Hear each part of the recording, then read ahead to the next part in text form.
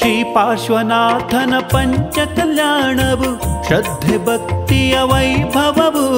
ಶ್ರೀ ಪಾರ್ಶ್ವನಾಥನ ಪಂಚ ಕಲ್ಯಾಣವು ಶ್ರದ್ಧೆ ಭಕ್ತಿಯ ವೈಭವವು. ಸನ್ಮಾರ್ಗ ತೋರವು ನಿಯತಿವರರ ದರ್ಶನ ಮಾಡುವ ಪರಮ ಕ್ಷಣ.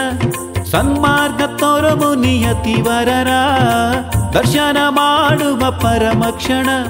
ಹೆಬ್ಬೇಲು ಪದ್ಮಾಂಬೆ ನೆಲೆಸಿದ ತಾಣ ಒಡಂಬೈಲ್ಗೆ ಹೋಗೋಣ, ಪಂಚ ಕಲ್ಯಾಣ ನೋಡೋಣ.